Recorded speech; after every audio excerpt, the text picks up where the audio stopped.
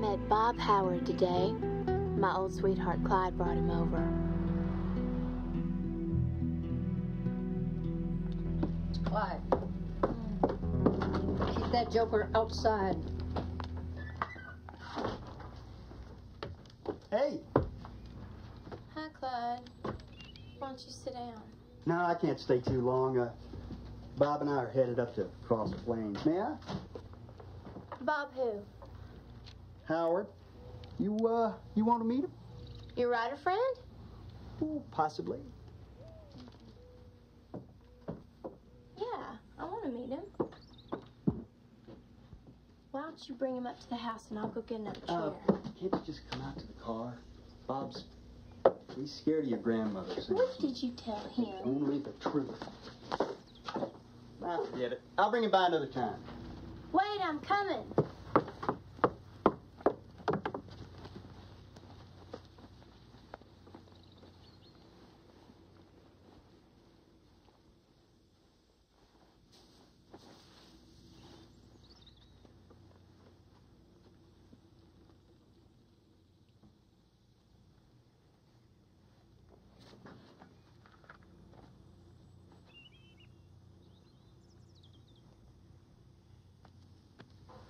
Howdy.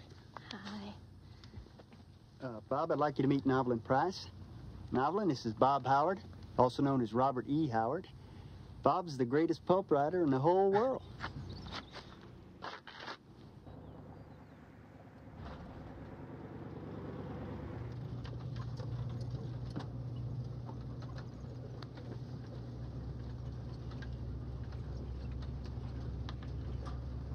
Clyde tells me you're right. I tried. I haven't sold anything yet. You going to Daniel Baker College? Mm-hmm. Every other year I teach for my tuition money. I was too dumb for college. So what kind of yarns do you write? I've sent a couple stories to the confession magazines. I think the editor meets them at the post office and throws them right back in the return mail. It's tough getting started. How'd you get started? I had lots of other jobs. None of them any good. Mm. Clerking in stores got to be one of the worst damn jobs a man can have. I decided the only way I could keep from working was to start writing. That's working, isn't it? You're damn right it is. Only I stay at home. I'm the boss. Typewriter's the employee. No arguments. Do you practice? I read the magazines I write for. The pulps. Yes. Don't pay much. Half a cent a word, mostly. So I stretch my yarns. That's easy for me, though. I'm verbose. I got plenty of words. You try to write like the guys in the magazines? Hell no! Let him try to write like me! Bob's got a character going now called Conan. Conan's damnedest bastard there ever was. Where can I find your stories? Weird Tales publishes most of them. That Novelin would never pick up a copy of that. How much are you willing to bet? What kind of magazines do you read? In high school, I read Smart Set, Cosmopolitan, Saturday Evening Post. What? H.L. Mencken's rags. Man who looks in the mirror thinks he's shaving the face of God.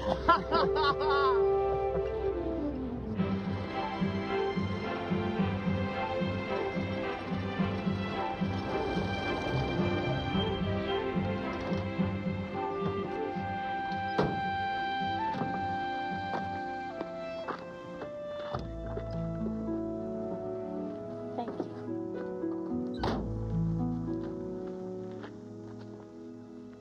I've enjoyed meeting you, Bob. I look forward to it for a long time. Thanks. I've enjoyed it too. Keep writing. Bye. Bye-bye now.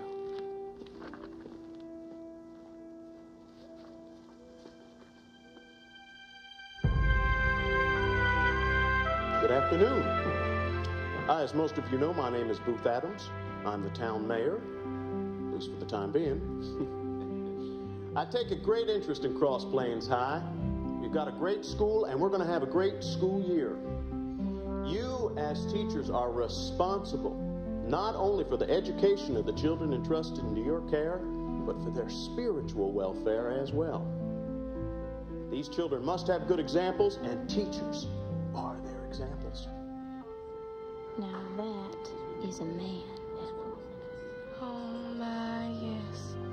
Yes, yes, yes. Mrs. Smith will be right with you. Oh, look, they've got pecan pie. Sorry, Ethel, the school board won't allow us to have pie. That's enough noveling.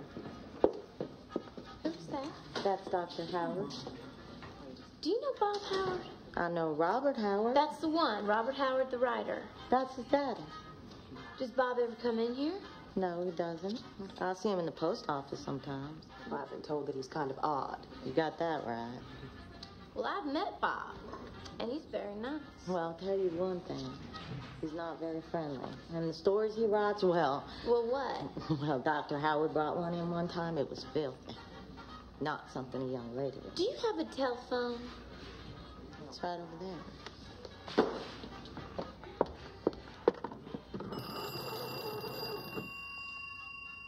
Operator, Yes, Howard Residence, please. I'll connect you. Hello? Who is this? This is Novelyn Price. I'm a new teacher here in town. Is Bob there? Robert's in Brownwood. Can you have him call me when he gets in? I'm boarding at Mrs. Hemphill's. He can call me there. I'll tell him goodbye. Is he still writing? Of course he is. Oh. Well, I'm interested in writing too, so. Sure you are.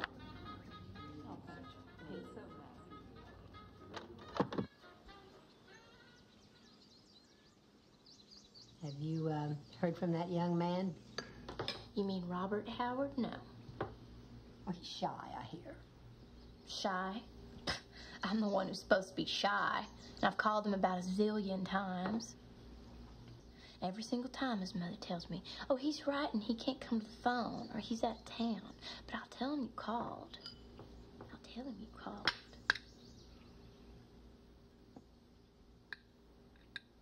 You know, I bet she's never told him that I called. I bet that's it. I'm sorry, but that just makes me so damn mad. Oh, God, Ethel, you've never said damn on a Sunday? Well, Lord, no. Think of the children. What children? Do you see any children in here for me to defile with my dams? Good. Let's get going.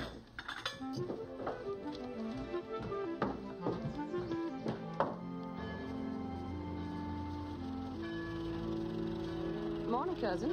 Girls and I are going to take a little ride after church. Would you like to join us? Yes. Yes, I would. Oh, I'm sorry, Ethel. There's not room for you. Maybe next time.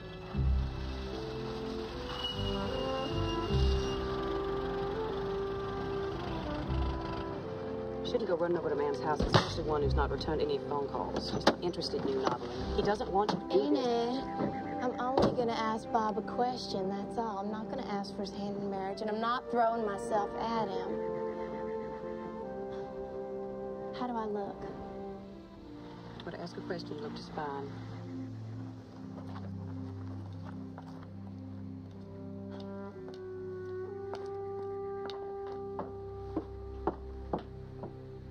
He stepped closer as if impelled by a powerful fascination. Without the slightest warning, he grabbed her up in a bear-like grasp. She screamed a very ungoddess-like scream. And there was a sound of ripping silk, as with one ruthless wrench, he tore off her skirt. Goddess! Ha! You're Muriela, Zahiba's dancing girl. This crescent-shaped birthmark on your thigh proves it. I saw it once when Zahiba was whipping you. A year ago, I saw you in Akpatana with that swine. I don't forget faces or women's figures.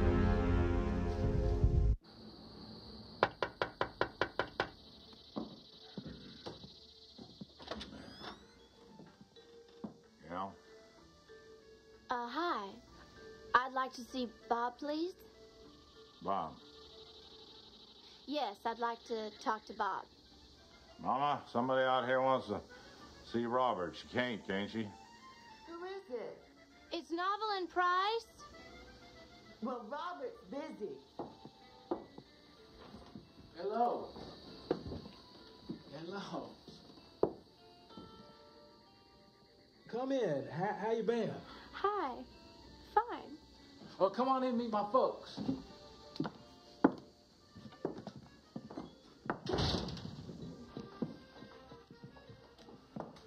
Mother, this is Novel and Price. How do you do? How do you do? This is my dad. How'd you do? Hi.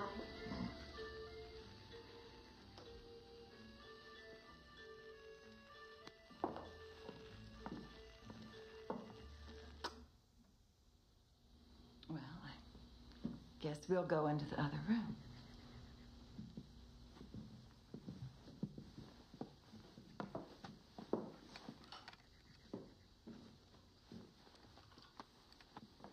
Have a seat. Have a seat. Thank you.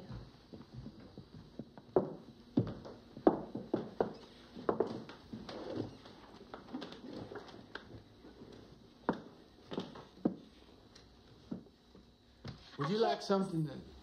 Go ahead. That's all right. I was just going to say that I can't stay very long. I've got some people waiting for me in the car. Well, tell them to leave. I'll take you home. Would you? Hell yes. All right. Be right back.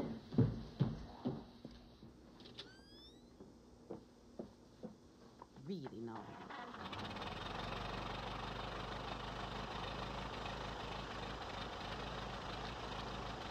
You girls can go on. Bob says he'll take me home.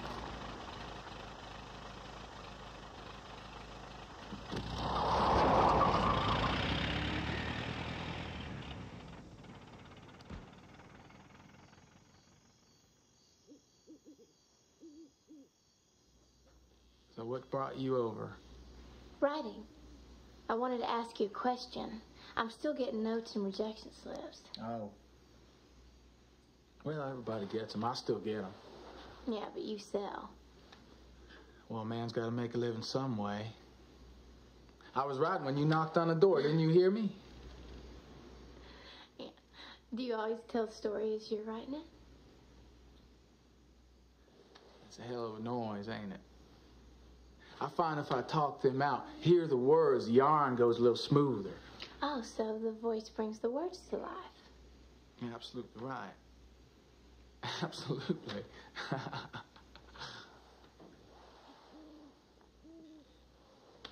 Listen, why I'll take you home now? We could ride around a while. Okay. I'd like that. Now, let's ride. Oh. So how's Brownwood? Brownwood? I don't know. I haven't been in months. You haven't? No. Called last week. Your mother told me you'd gone to Brownwood. Really? Mm-hmm. I could have misunderstood her. Well, that must be it. I might have been working right then and couldn't talk. Oh, I see. My folks are pretty good about me staying at home all the time. Just pull right there. That's it. Every bastard in this two-bit town thinks I ought to be out working. That's hard on my family. I say, to hell with what they think. When I'm writing, I am working. You know that.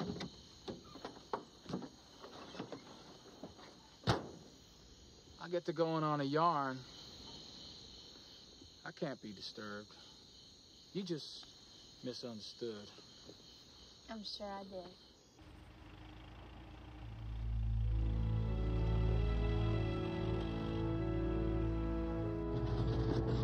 It's a pretty night. Yes, ma'am. Things are in the sear and yellow leaf. That's a beautiful harvest moon. I suppose you're responsible for it? By all means, I designed that especially for you. Oh, you knew I was coming over? You damn right I did. I was going along with old Conan, suddenly you popped out of the typewriter. I said to myself, Robert Howard, you big ugly lummus. Now, there's a girl who's gonna appreciate your moonlight. I think you're a poet. Well, girl, not many women that can appreciate a thing like that. I do. Well, you're one in a million. 1 in a million!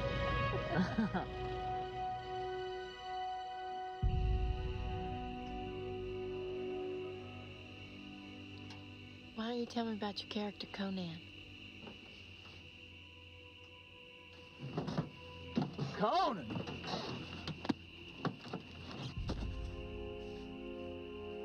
Conan is the damnedest bastard there ever was. He's got a long black mane of hair, crystal blue eyes. He's a fighter, born on the battlefield. To him, combat's a way of life. It's all he's ever known, all he ever wants to know. He's no soldier who was taught to fight. To him, fight is an instinct. It's a opponent. Like his legs, his arms, his chest, his bull neck. Believe me, he don't take it from nobody. He'll fight man, beast, devil, or God. And when those women feel those tree trunk firm arms around their waist, they melt like butter on a hot skillet.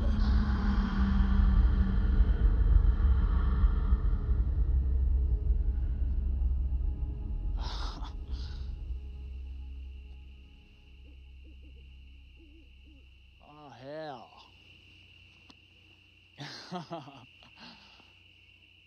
I've been blabbing all night long. Hey, girl, why don't you tell me to shut up? Let you talk for a while. Tell me about teaching school. Those kids ever give you any trouble?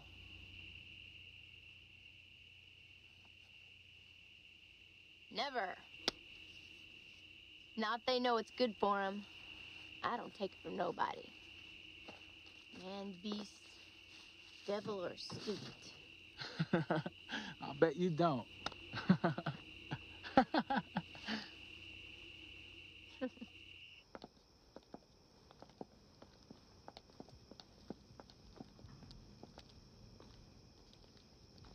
Melvin, I want to ask you a question. If it's none of my business, you tell me pretty damn quick. Don't you worry, I will.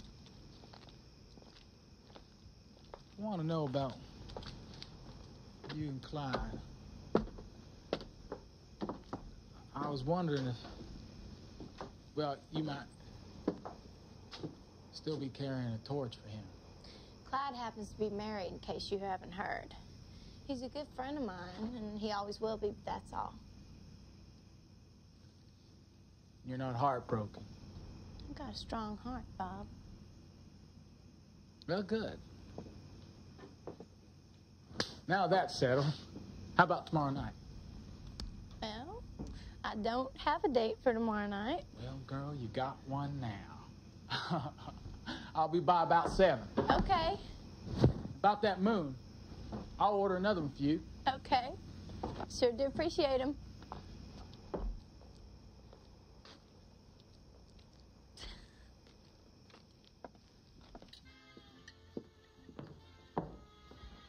Okay.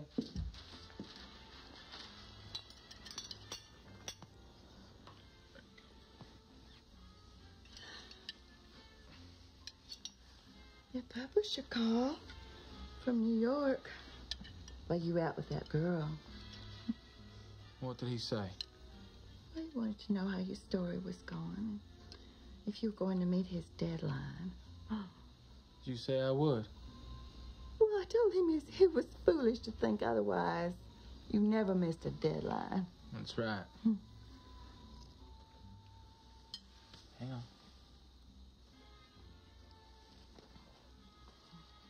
They're thinking of using it for the February cover story. As well they should. Oh, son, I hope I did the right thing. Mr. Wright wanted to know if it was okay to give out your address to a Mr. Lovecraft. He said that he was a big fan of yours and wanted to write you. Well, H.P. Lovecraft. Yes, I believe that was his name. The gentleman was from Rhode Island. Well, Jesus, yes. Did you say yes? Yes. Of course I said yes. Hey, you better hurry up. He'll be here any second. Calm down.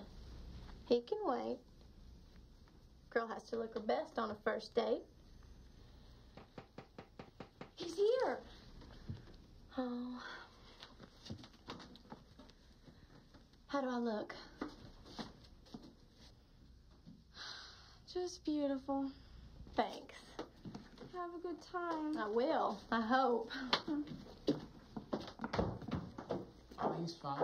He's working hard as usual. Oh, he's a great doctor. Pardon me.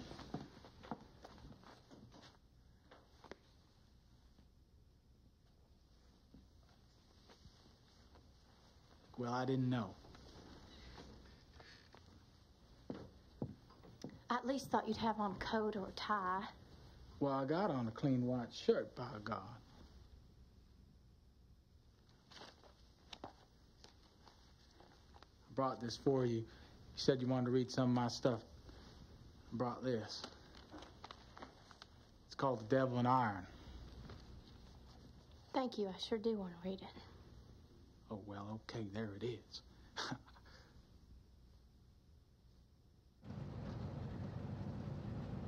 I'm sorry I didn't get all dressed up. I didn't think we'd go to a show or anything. I just thought we'd drive around a while. I'd shoot my mouth off some more. There's one thing I'm good at, that's driving and blabbing.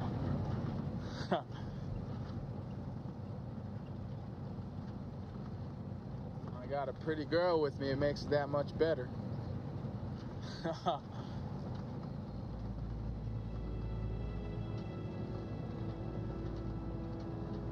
What's that story about? The one that you gave me? Devil in Iron. Yeah. Well, what do you think it's about? No. A devil made of iron? Bullseye! The evil lord baits a trap for Conan on this desolate island. Guess what the bait is? A pretty girl. You read this yarn before, girl? No. Swear I didn't. Conan. He finds this fantastic city which has been mysteriously rebuilt overnight. Now he creeps in. No, don't tell me. I want to read it. It sounds exciting. Yeah, excitement's my specialty. Your specialty, huh? Uh-huh, that's right. Excitement and adventure. That's what the readers want. That's what I give them.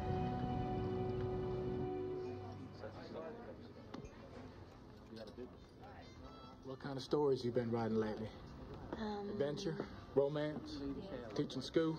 I write down conversations that I hear in my journal for practice. Sometimes I try a confession. You got a lot to confess? It depends. Whether I write about what I do or what I think about doing. No luck though. Still, I'll get sent back.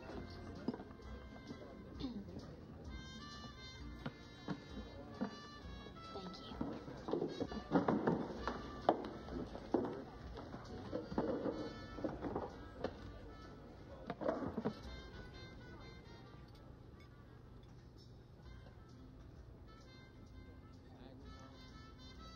What was your last one about? It's a little hard to explain. It was called, I Gave My Daughter Movie Fame.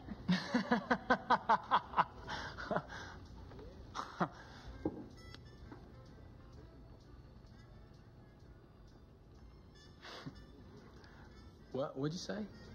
It's for the confessions. Aren't those stories a little bizarre?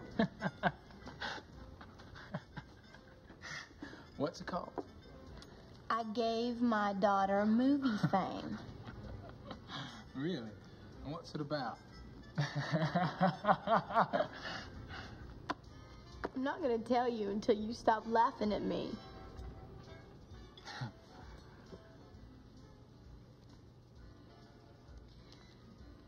A woman has an illegitimate child, a daughter.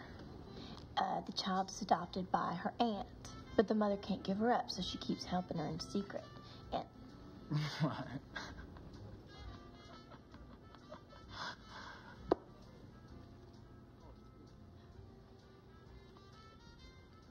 eventually, she helps her become a movie star. Very famous.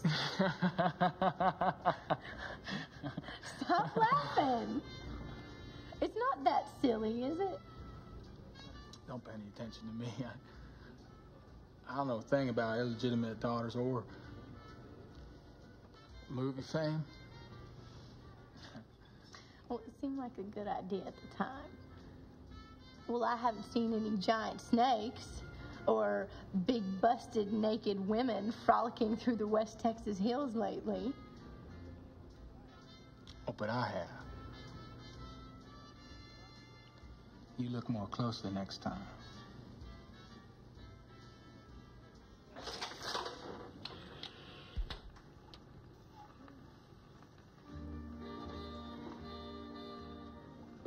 I try to write about people with ordinary problems, real people.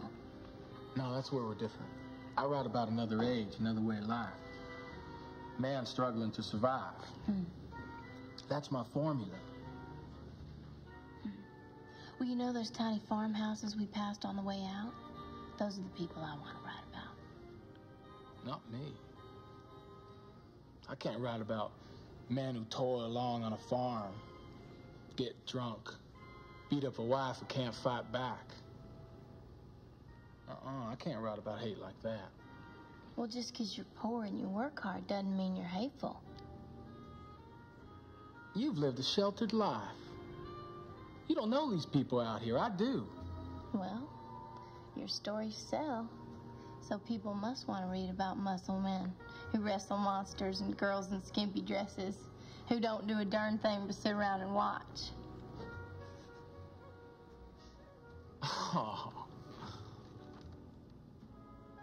You stick with me, girl. I'll teach you about writing. And man. Although I was completely disappointed by his appearance, there was something appealing about him. Maybe it was the way he laughed at my story. He's asked me to go to the picture show this Sunday. I think I might go.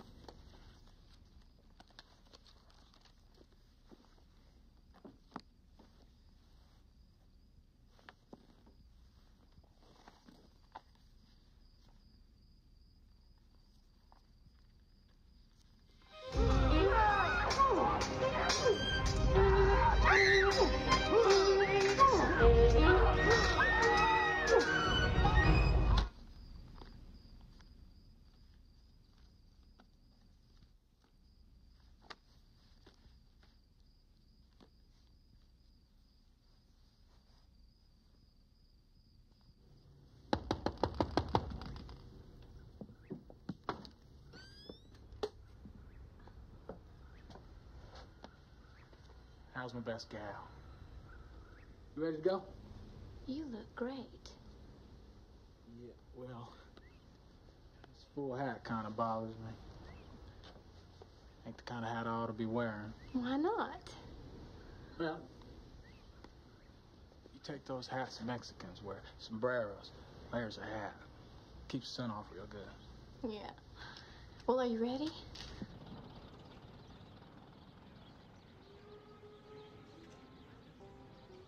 You look mighty pretty today. I like that perfume you're wearing. Thank you, sir. Oh, and I hope you'll have your picture made for me in that suit. What do you mean with this hat on? Yes, with that hat on, you look very handsome. I got a weak chin. You see how it recedes into my neck? Oh, you do not. Yes, I do. My friend Truett, he's got a really weak chin. One little tap, he'd be out cold. I mean, mine's weak. It'd take a hell of a blow to knock me out. Well, do you know many people in Brownwood? Well, I know a few. Know some girls. You do? Name one, I might know her. I know this girl, foreign gal, is Mina Divine.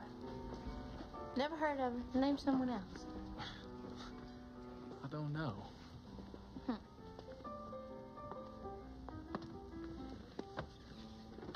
Let me see. Oh, I know. Most beautiful girl I've ever seen. Who? Miss Dolores of the House of Dalton. Yeah, she rings a bell.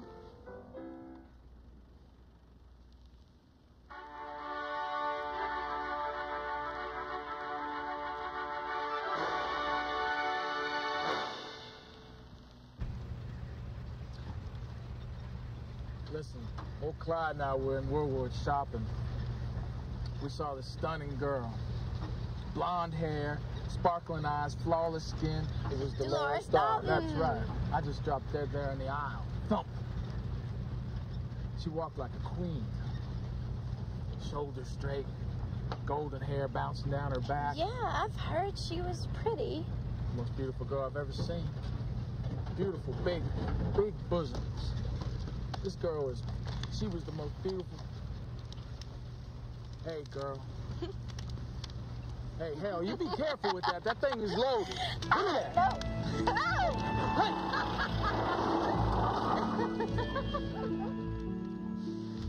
Why do you have a gun, Bob? Let go. You never know who you run into around here. Now give it here. I've been around guns before. I have. Do you carry it all the time? Hell yes. You think it's just for Sundays? Look here. See how dressed up I am? Mm-hmm. I look like I got a lot of money, right? Well, you look like $1 million, but I don't think... Suppose we got a flat, and I get out and fix it. Some half-baked gunman drives by. I gotta be ready to shoot first. Oh, I gotcha. This is a dangerous part of Texas. The outlaws and vagrants, they're all here. Yeah, I got a gun. You do? Mm-hmm. Yeah. You got it with you? No, I don't have it with me.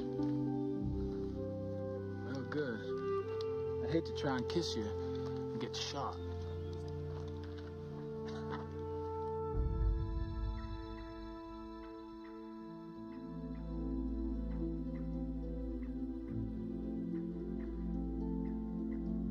Novel and luck. Only in Texas do you ever see a sunset like that. Girl, I hope you appreciate everything I've done for you today. That's a beautiful sunset, if I do say so myself.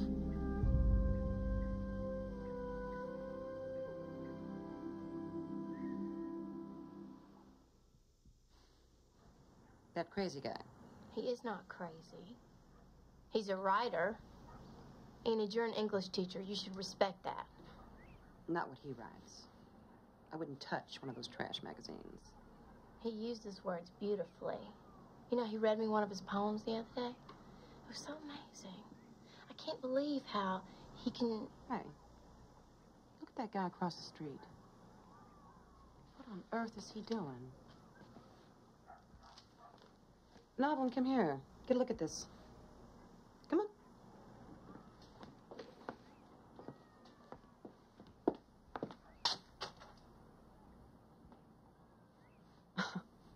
Now, isn't that the strangest thing you ever did see? What do you suppose he's doing? Guess he thinks he's Max Schnelling or something.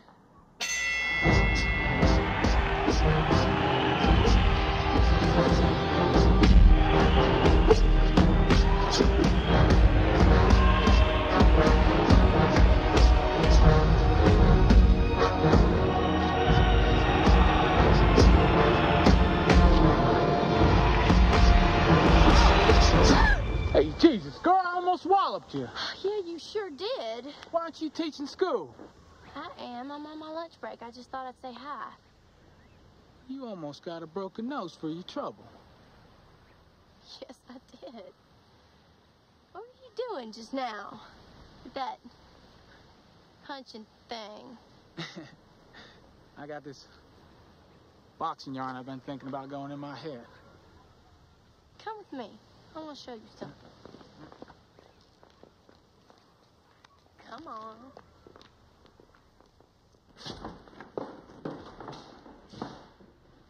So it's your stomping ground, huh? Mm-hmm. For now. Oh. How's that after-school play coming along? Good. We're going to perform it real soon. Do you want to come see it? Maybe, if I'm not too busy. Still more fool I shall appear by the time I linger here. With one fool's head I came to woo, but I go away with two. Sweet adieu. I keep my oath, patiently to bear my rope. Very nice. Thank you. You ever directed any Shakespeare? We do a couple scenes in class, but he's a little bit heavy for this neck of the woods. You know, when I read his plays, I can't see that men have changed much since the 1500s. Men still hate other men. Well, in the civilization we live in, men become more depraved and demonic all the time. Oh, it's not that bad. Oh, girl, when they discovered oil and cross planes, you wouldn't believe the scum that moved in here. Novelin, Thieves, drunkards, wife-beaters, sex deviants. Not a decent man among them. What about your father? He's a good man, isn't he? You're damn right he is. He's the only one I know. What about your friend Clyde and your other friend Truett? Well, you don't stick to the subject. You bring up a bunch of irrelevant nonsense to keep yourself from seeing the truth. Maggots of corruption are all around you. Hospitals and schools. What? Hospitals and schools. They heal, they teach, you use them, but you don't give society credit for them? Oh. Well, we men made a hell of a mistake when we sent women to college and gave you the vote. You just watch it. See you Friday.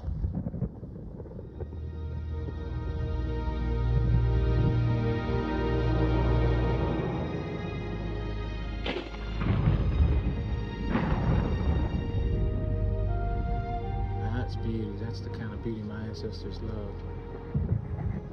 Novelin, do you think it's possible for a woman to love just one man forever?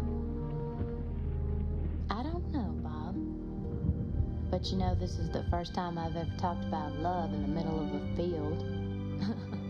During a thunderstorm.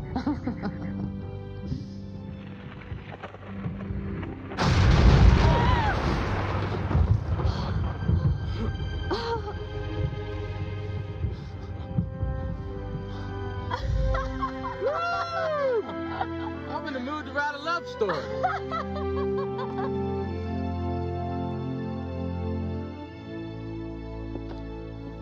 We're here.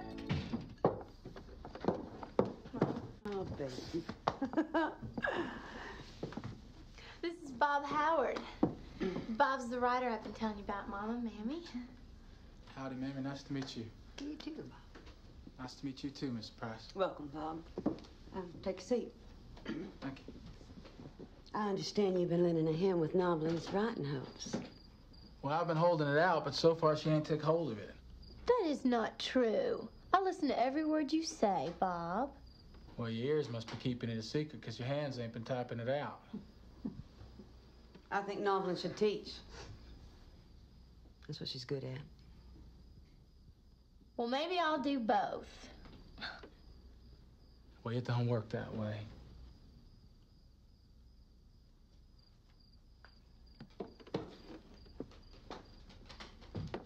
Hey, something smells good in here. Good deeds in this house do not go unrewarded. Yes. Thank you for bringing Novelin home, Bob.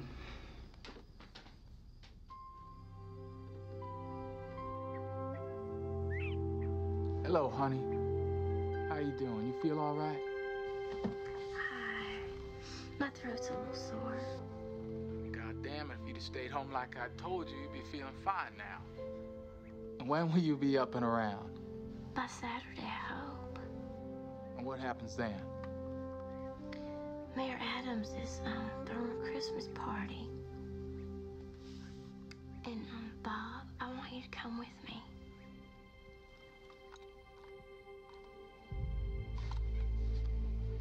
I'm sorry, I can't go. Why not? I don't have time for some tea-drinking, cookie-pushing party. That's not what it is, you bastard. A bastard? You call me a bastard after everything I've done for you? Don't I wear a tie and that goddamn fool hat every time we go out? Bob, you're gonna have to learn how to mix with people. You can't just... If I listened to you, my writing would go to hell. It would not. Sure it would. You're not a writer. If I wrote like you, I'd be wasting my damn time scribbling down conversations every Tom, Dick, and jackass I met. That ain't writing, that's copying. I still want you to go with me. Oh, Christ! I'll see those sons of bitches in hell before I make one of their parties. You want to learn to be a writer? I'll show you what it takes.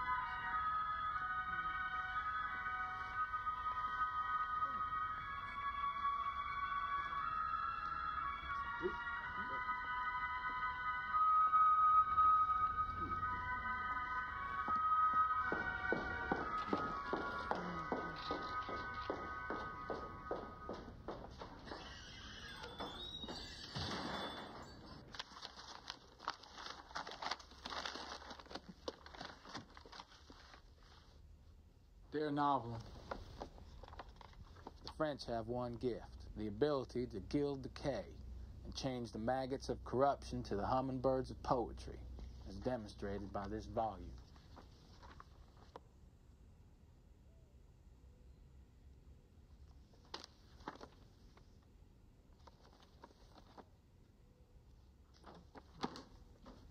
Hey, what you got there? It's a book. Bob sent it to me. Next time I see him, I'm gonna kill him.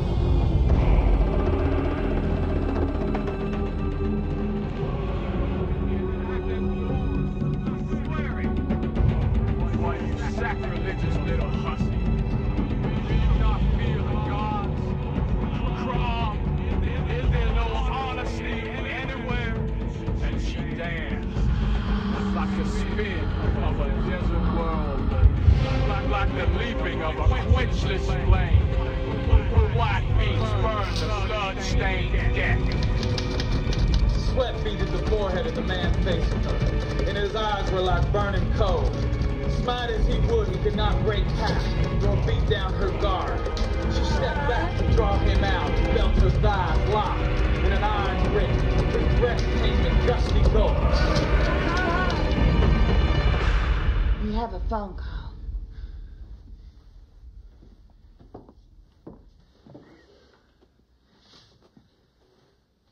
Hi, it's me.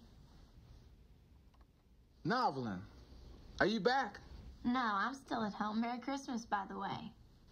A Merry Christmas to you, too. Are you still mad at me? Yes, but not as much. Hey, Bob, the Pierre Louis book? What are you doing now? Well, not much. I'm coming over. Oh, Bob, you don't have to...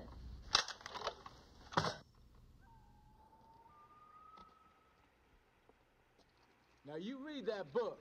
No, that book is horrendous. I can't imagine the fool who wrote it. A fool?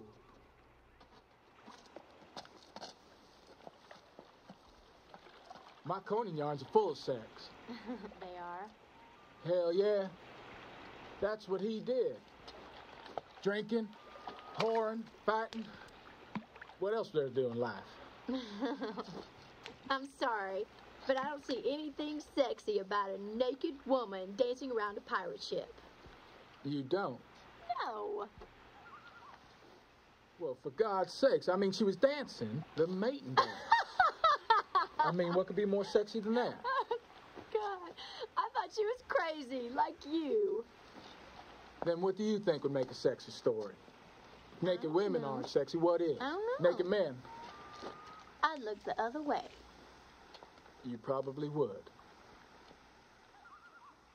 A few years ago, I had a hard time selling sex yarns. Now I gotta work double time just to keep up with the market. Before long, there won't be nothing held back. Sex will infest everything. Books, radio, newspapers! Everything. Hell yes. That's the way it was when Rome fell. Rape and murder took place on the stage. Damn people loved it.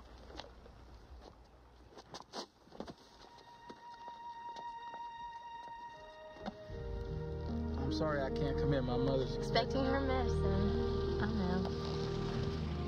Here's another Christmas present.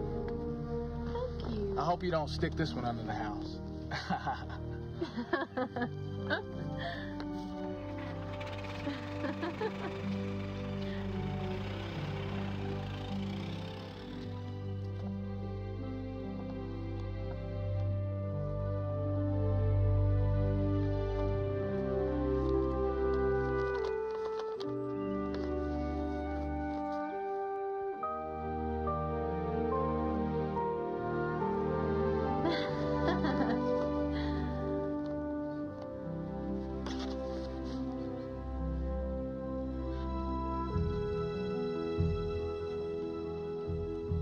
walked around the Sand Island Mountains a few days ago. Beautiful. I believe that we carry around the lives of our former ancestors deep in our memories. You ever read something in history and felt you knew it? Yeah. Maybe some event involving Indians? Oh, yeah. I have this vision of an Indian girl gazing out over the prairie all the time. Well, there you go. That's an ancestral memory. I don't understand. Why would I have ancestral memories about Indians, if there are such things? Remember during the Christmas holidays, my mother saw you shopping. Uh-huh. She asked me if you had any Indian blood, maybe as much as half Indian.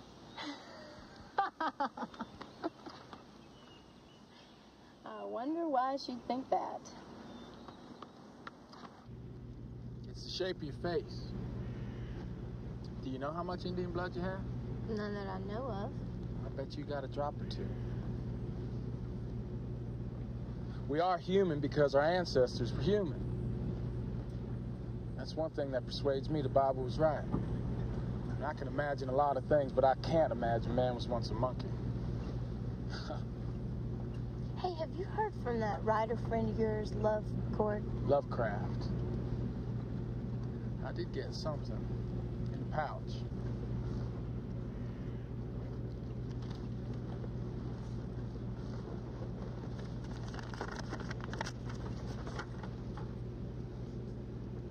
Read down in the middle there. What's it say there, Novelin? He says that you are the modern master of fantasy. Well. Letter like that makes it worthwhile to be a writer. Yeah, I see it does.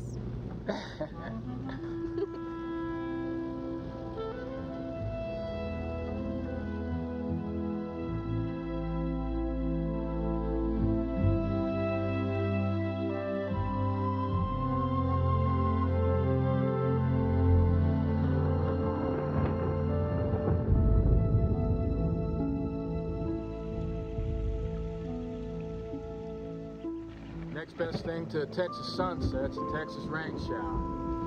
It's one thing life does have to offer. Simple thing, but a good thing. Yeah? You ask me, you spend too much time getting them kids ready. You look worn out. I'll be all right. Well, hell, I've got to go out to Temple at the end of the week for my mother's operation. I don't need no sick girl around. So soon, when are you going to be back? Stay as long as I have to.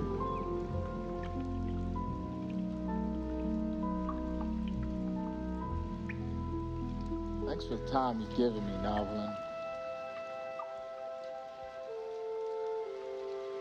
I've enjoyed every minute with you. Knowing you.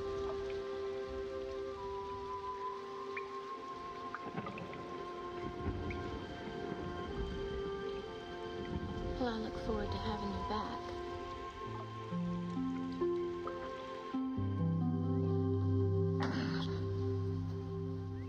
Come on, wake up. Come on, Hardhead, wake up. Dr. Howard? How's Mrs. Howard?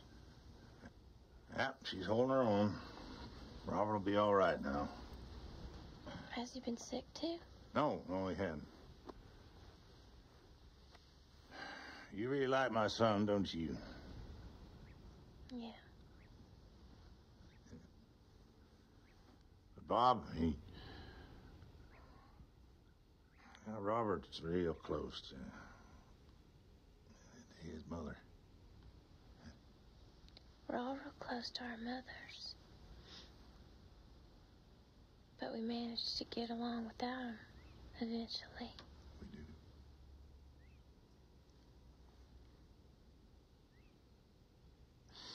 Robert's a stranger to me, Miss Price. He's in his own little world most of the time. I'm not privy to it. Not like you. This one went smooth as silk.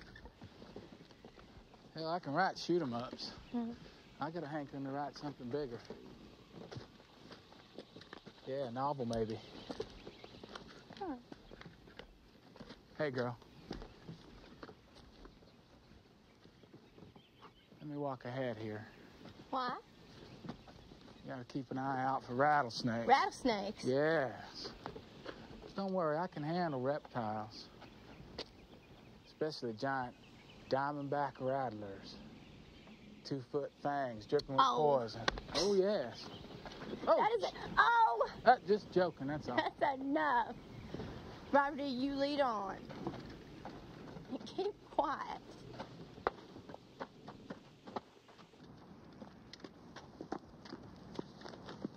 It's beautiful. You can see the whole world from up here. And others as well.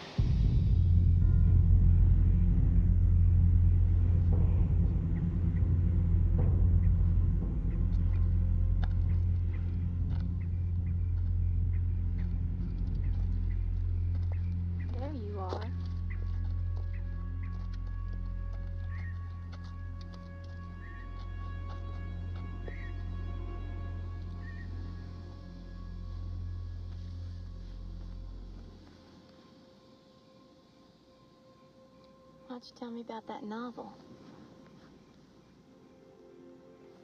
Set in Texas.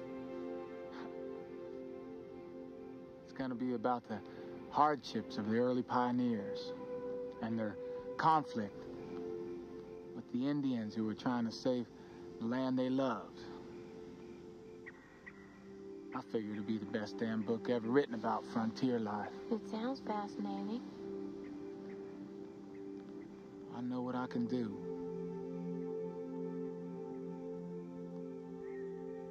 No one can write about this country like I can. I'll be nicer to the Indians in this novel. Thank you.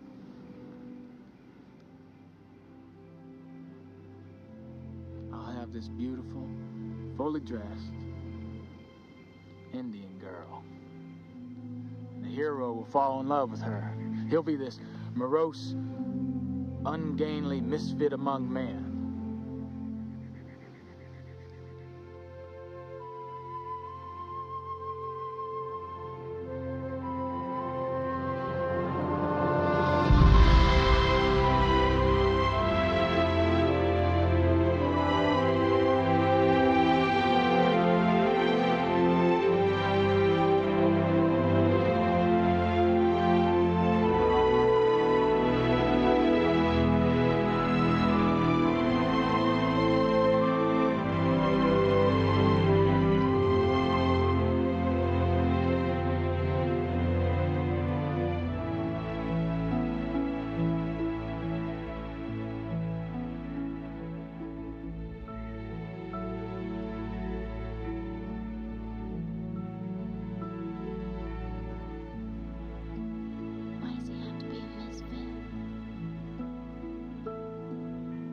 Why can't he be handsome and kind?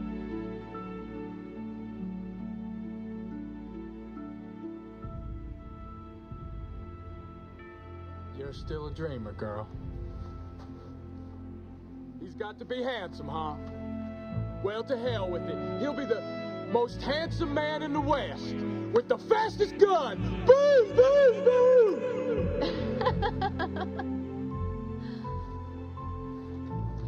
Christ almighty, slow down, girl. If you were Mojade, you'd have to shoot you for wasting water. You'd shoot your best girl for that. I can't help it. That's the law of the desert. I swear. Why do I go out with you? You got me there. If I was you, I'd have hightailed it away from me a long time ago. You don't give yourself enough credit. You have some wonderful qualities. Is that so? Yeah. Like what? Well, your thoughtfulness, your loyalty, your intelligence, humor, imagination. I could go on and on. If you don't think a woman is attracted to that, you're mistaken. That's what I see in you.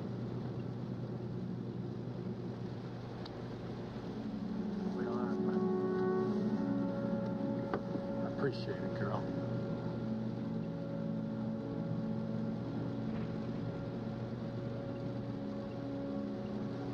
Don't be fooled. The kind of man needs to be free. I can't be tied down. Nope. The road I walk alone.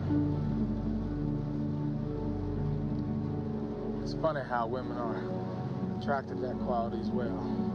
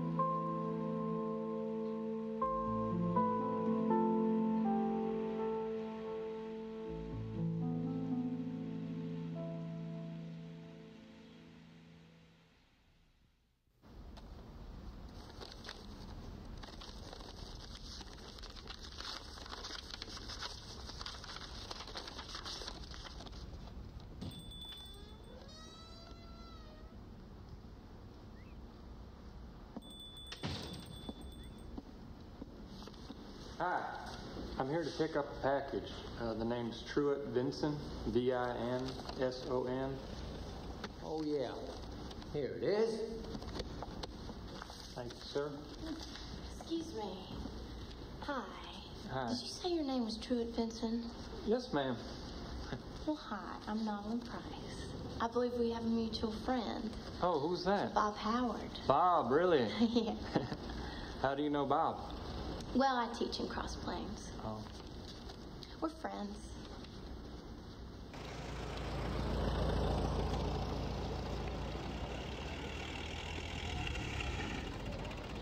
So do you see a lot of Bob up there in Cross Plains?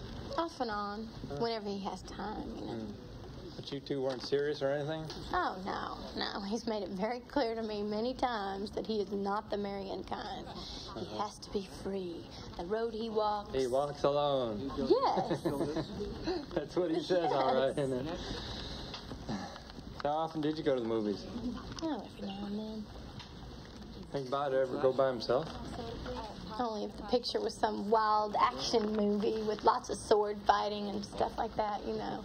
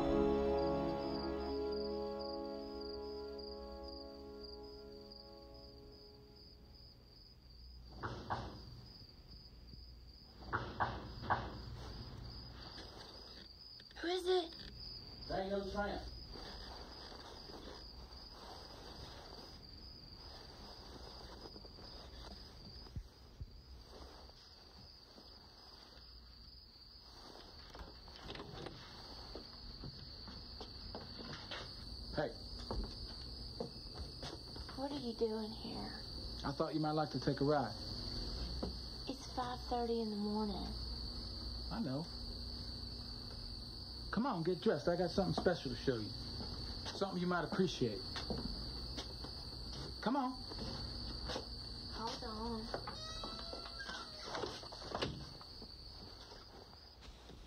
So how's your summer been going? Okay.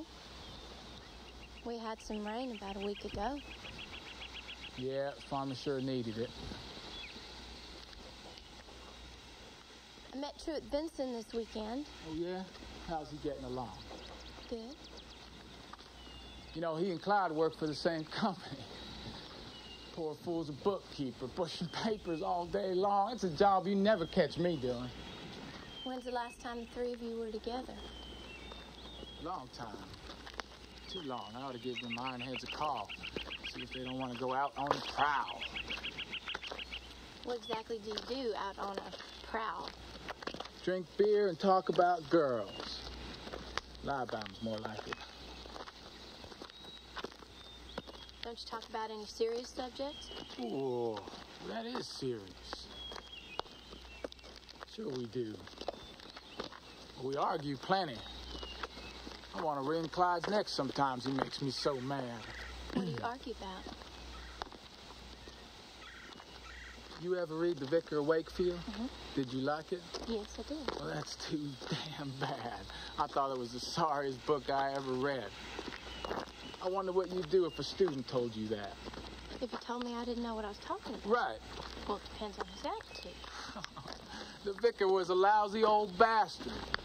The villain seduced and raped his daughters, and the old fool took it piously. No, he had a sweet and generous nature. He forgave. And then he repented his mistakes. But, you know, I thought you'd say that. They offer you a spoonful of manure, and you gulp it on down. What? I know exactly what you'd do if a kid disagreed. You'd bawl him out.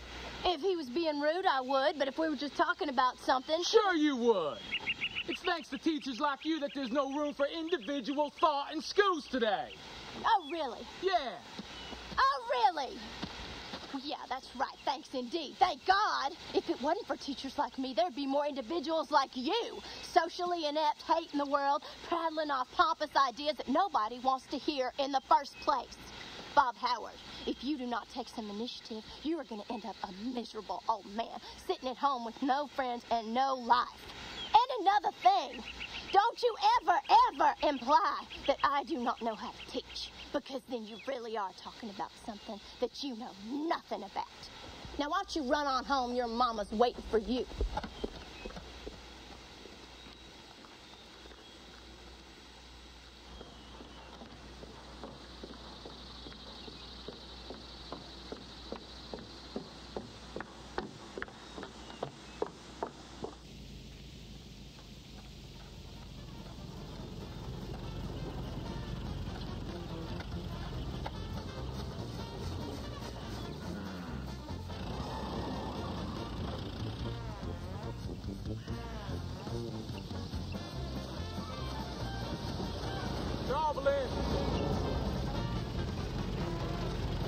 Goblin, get in the car. No! Get in the goddamn car. No! Hell. Come on, girl. Get in here. Go away. I'll keep chasing you all day long. Now, get in the goddamn car. Ugh. Man, all men can go to hell. We are. Every damn one of us.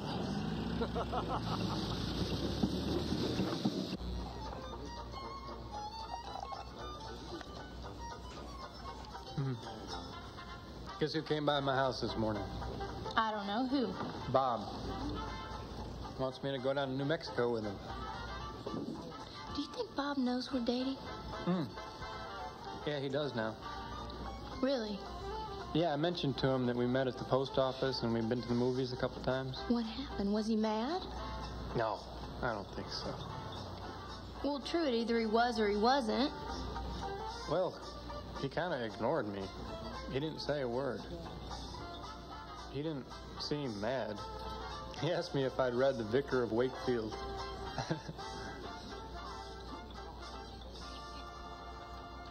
Dear Novelin, the weather's good, the beer's lousy. Hoping you are the same. Bob.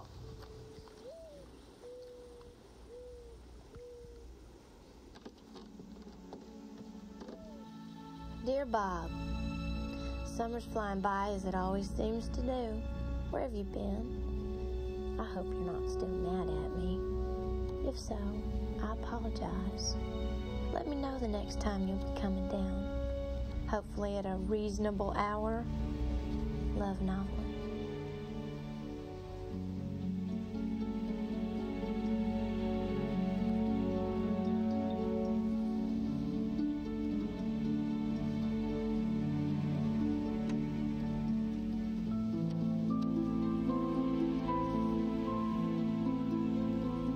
Dear Novelin, thank you for your invitation to call, but you honestly can't expect me to enjoy ridicule and contempt so much that I'd come back for another dose.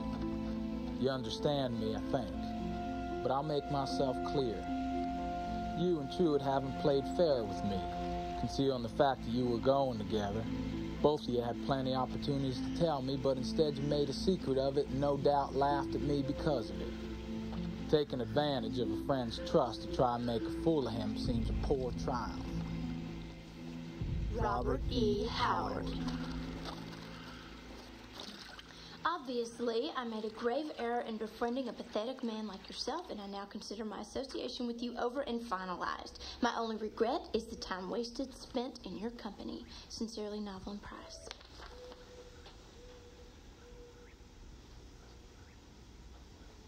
Well, say something.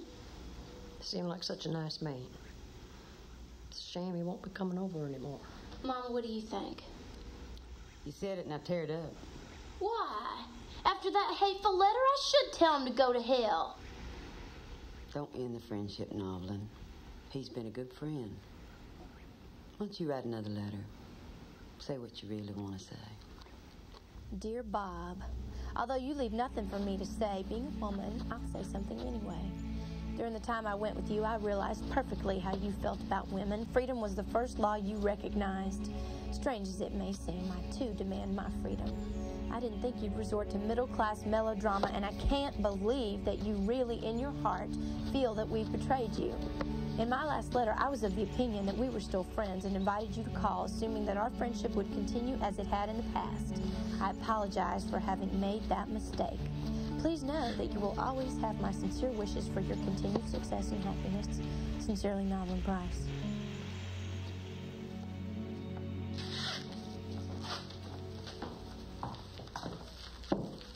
Mr. Howard called? Dr. Howard? No, Robert Howard. What'd he say? Said he'd be over tonight. Did he want me to call back and confirm? No, ma'am. Well, I am going to call Mr. Howard and tell him where he can really go tonight. I am. Believe me, straight to hell.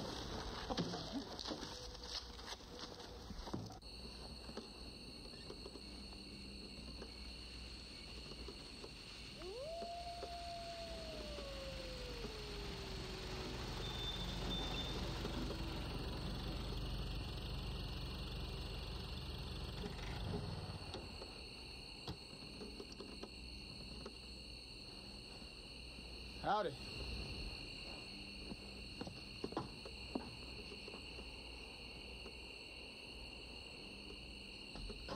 Hi, Bob. How you doing? Fine. Everything's fine.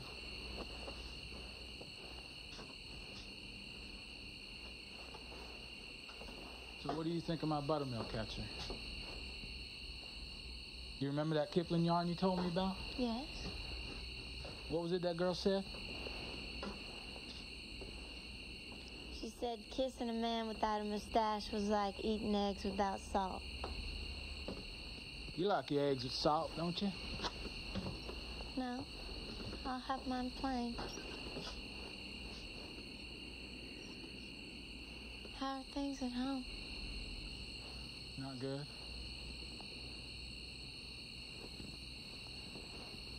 My mother's getting weaker by the day.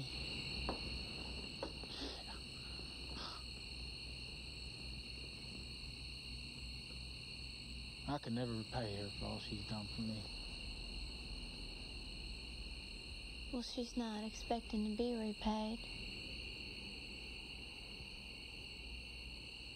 She believed in my writing from the beginning. She had faith.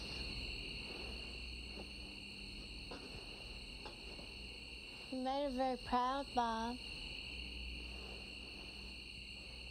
But now you've got to lead your own life. I lead my own life. Don't think for a second I don't. I'm thirsty. Let's go into town. I made some lemonade. I want something more substantial. You got something better to do?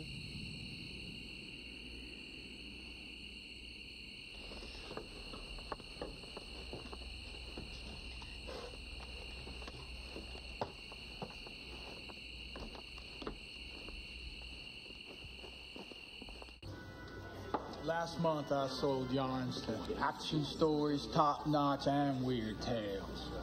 I sold a grand old Conian yarn to Mr. Wright. I think it's the best work I ever done. Conan is after this hard-headed warrior woman, a real spitfire of a girl. They find a city. It's inhabited by two tribes. One's ruled by an evil sorceress. She drains the youth from young, nubile women. Good hell. In which the tribe sacrifices in an orgy-like ceremony. Stripped naked, chained to a bloody altar. I would like to go home. Now! Orgies and chained naked women. My God, Bob. Oh, hell, you pay too much attention to what people think. If they don't feed you or put clothes on your back, then what they think ain't worth a damn. That's right! I care! I care what those people think. Why did you come here tonight? Huh? Why?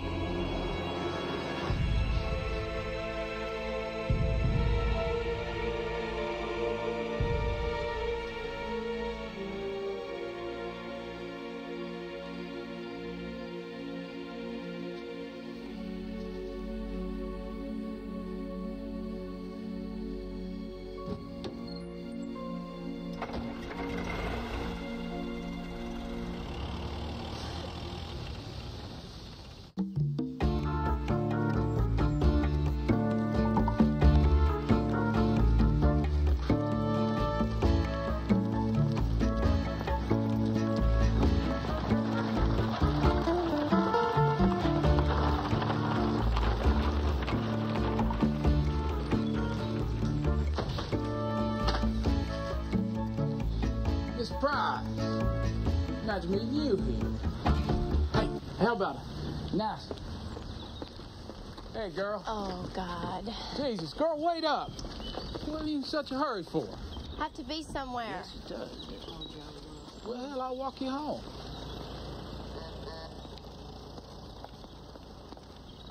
Heard you and Chewt are saving lives these days. What? Yeah. I heard you took some people to the hospital after they'd been in an accident. Yeah, that's true.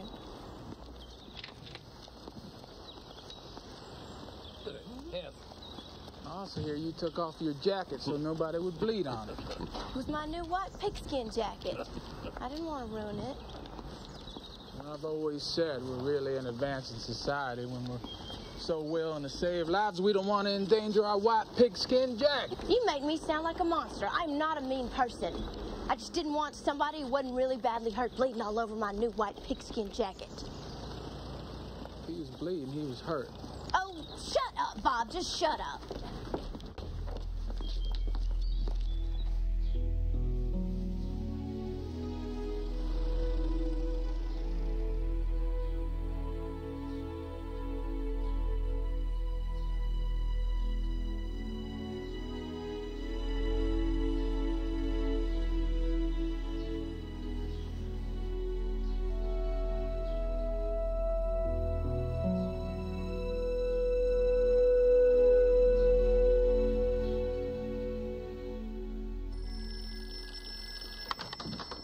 Hello, Hemphill residence. Miss Price, please. Bob. Oh, it's you. I didn't recognize your voice. Hi, how have you been? Good, good. Hey, would you like to see a show tonight? Well, I've got an awful lot of work to do tonight. Come on. I just took my suit out. I'm all dressed up. Have you shaved that mustache? Son, I need you in here.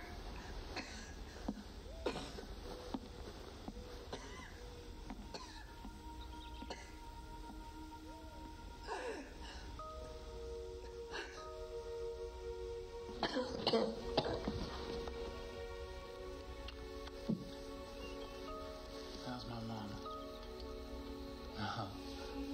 Okay. All right. Here we go. Here we go. Come on. Okay. Yes. Yes. Yes.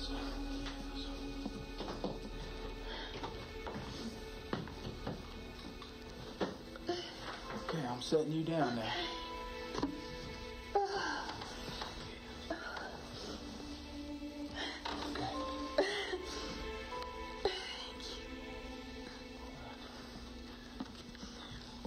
Run away.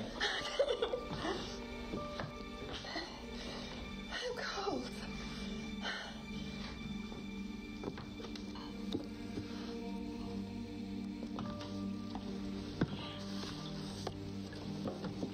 Okay.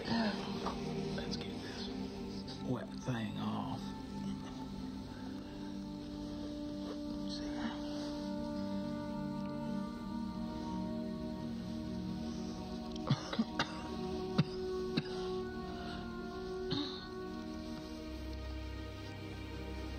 All right, Mama, let me get this. Arms up. Okay. There you go. Okay, now you can go ahead and lean back.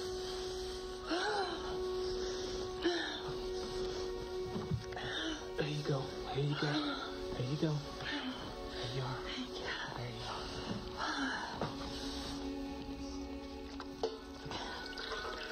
Are you going out with that Lindy girl tonight?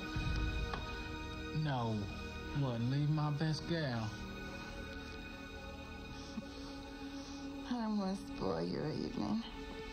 You ain't spoiling it. Were I like this forever, you'd only too little to give. But here tonight we sever, for life loves life to live. And the higher a man may travel, the lower may he fall. And the scheme that I must unravel, it was never meant for all.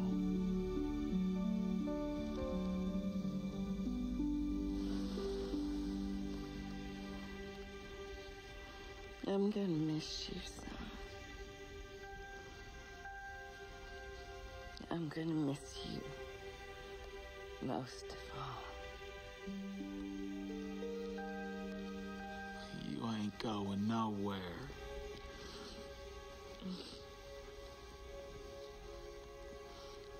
You stay with me until your father gets home.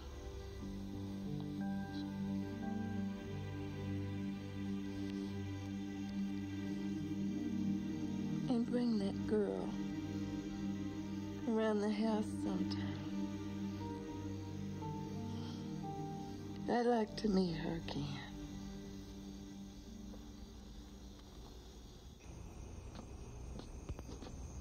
Hi. So you made it, huh? I'm sorry. Something came up. We're gonna miss our show. That's all right. We could drive around for a while if you want. Okay, that'd be good.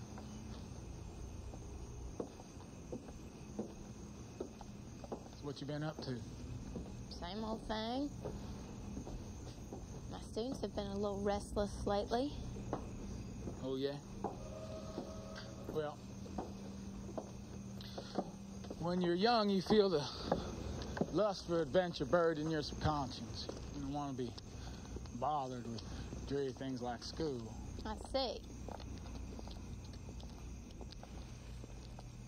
How's your mother?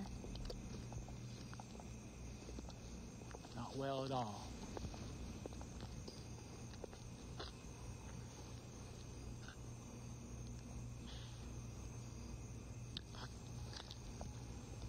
I can't write. Or do anything. Take care of her. What do you mean you can't write? My mother requires my constant care. She has these terrible night sweats. I changed her gown 3 times last night. That's not your job. Oh, damn it. You do what needs to be done. I can't let her lay there wet and uncomfortable. Why don't you hire a nurse? You've got the money. You are not required to give up your life. Listen to me. I'm required to give up anything and do whatever needs to be done. Not your work. Not your livelihood, Bob. What's work? A man can do any kind of work. Work ain't worth a damn.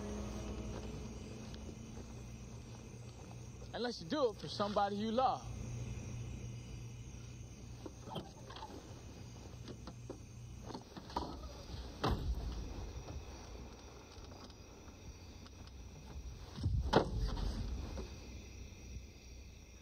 I'm losing her, damn it, I know that.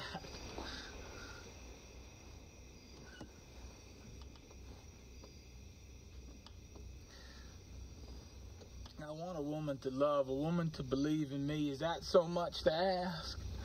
No, it's not. It's not. And I'm sure you'll find one. You're an extraordinary man. If you don't love me, say so. I know you loved me once. I believe in you, Bob. I do. I do. And you love Truett? If it's Truett you love, say so. Say it, goddamn you. Say it. I don't love anyone. I don't love anyone at all. I don't love anyone. I did love you, but you weren't ready. You told me so yourself. You said, I can't be tied down. You said so yourself. Well, I didn't know what I was talking about. I know. But there's other reasons, too. We have all these differences, and they're going to be there. But differences can be overcome, can't they? Yeah. Yeah, they can. Tell me that you'll change your attitude. Tell me that you'll get out once in a while. And that you'll try to let go of your mother. Tell me that now. Oh. Tell me that now.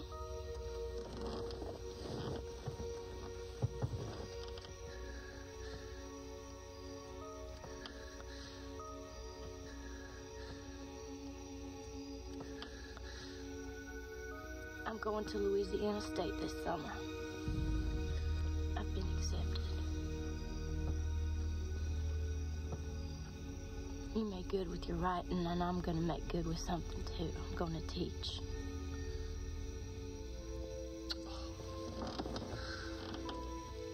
You dedicate yourself to kids in some small, apathetic town. What will you get out of it? Not even a thank you.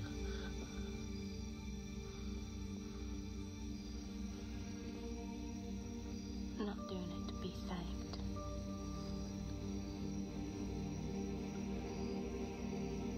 got a great cause. To make life worth living, a man or a woman gotta have a great love or a great cause. I have neither. Don't say that. That's not true.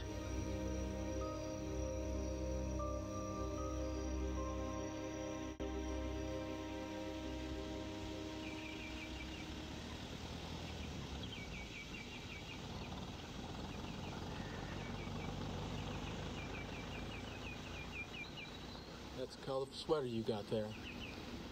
It's an LSU sweater. The other teachers gave it to me, so I'd be ready when I got there. Hell, I know you'd be ready. Question is, will they be ready for a Spitfire like you? I'm sure they've seen their share of Spitfires. I don't know about that. Texas Spitfires and Louisiana Spitfires are two entirely different breeds.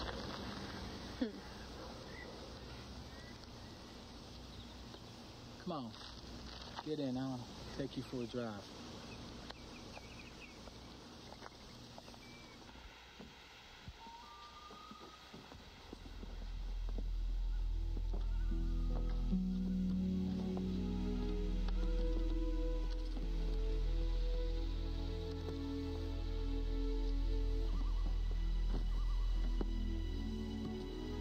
Suppose you were a lonely, beautiful girl. You came out here to take in the sunset.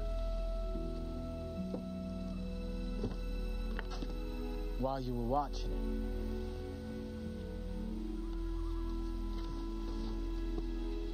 it, handsome Indian brave stepped out of them trees. There.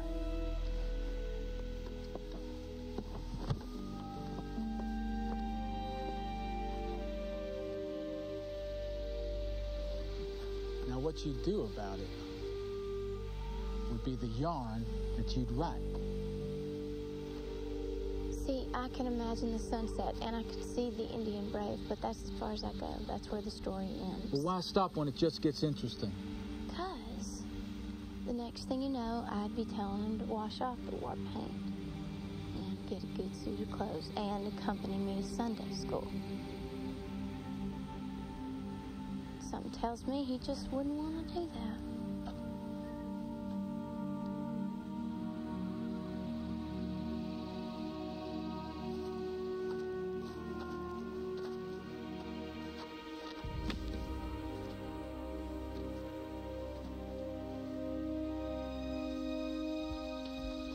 When I saw that house, I thought about the yarns that you write. Your dream. The dream that brought you over to my house that day.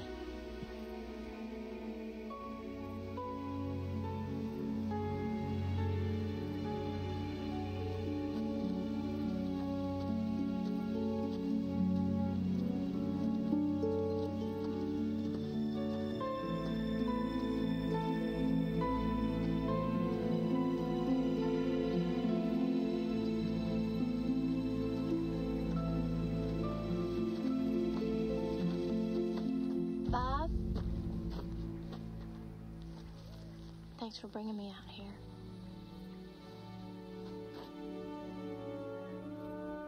And thanks for telling me what's wrong with my stories.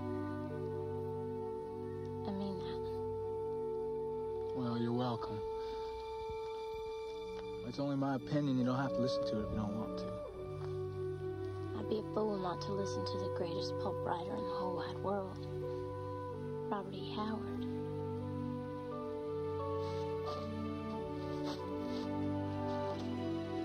That you would, by God. That you would. Uh-huh. Let's ride.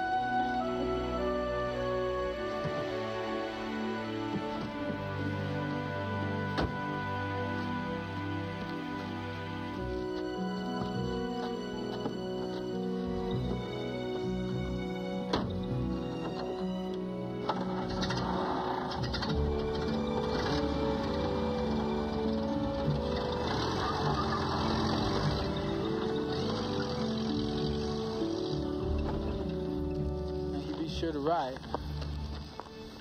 Give me my address, old lockbox 313. I'll write as soon as I get settled.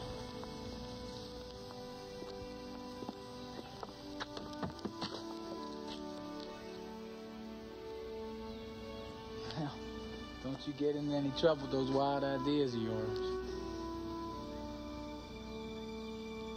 You run into any of that voodoo, you make sure you find a Catholic. Hold up a cross, say a prayer for you. Okay, I will.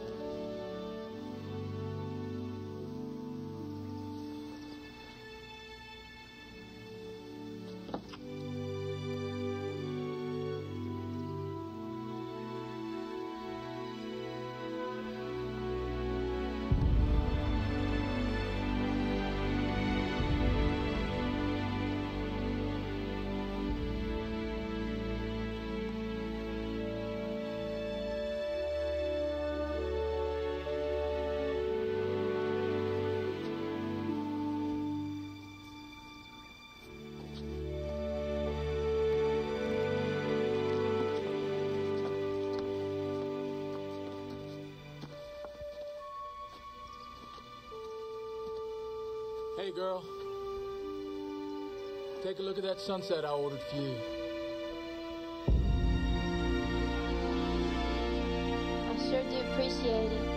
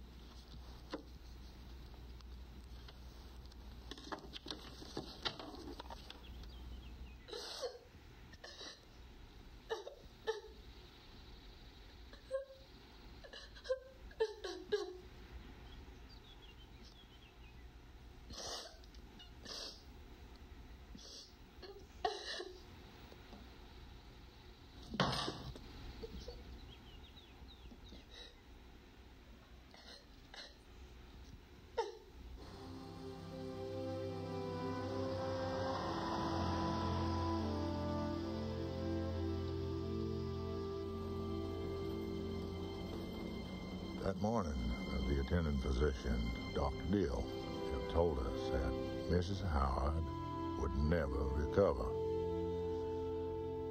Robert looked at me, and he went to his room, and he began to type. A minute later, our cleaning lady saw him walk through the back door to his car. She said he raised his arms and began praying. Then she heard the shot and saw him slump over the steering wheel. I carried my boy back into the house. He lived for 8 hours. His mother passed away the next day. Thank you for the time you gave my son, Miss Price. I know how much he cared for you.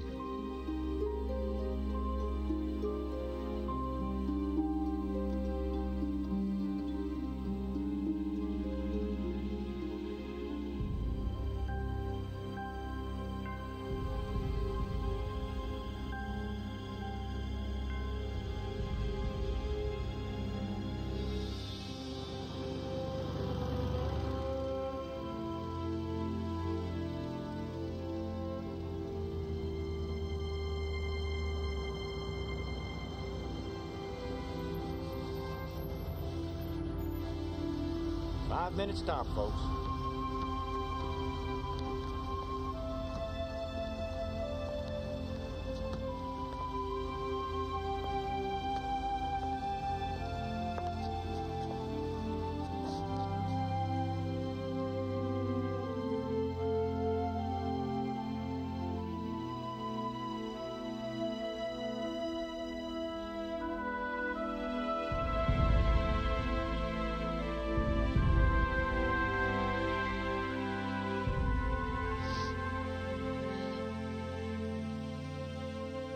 You've been doing a lot of crying.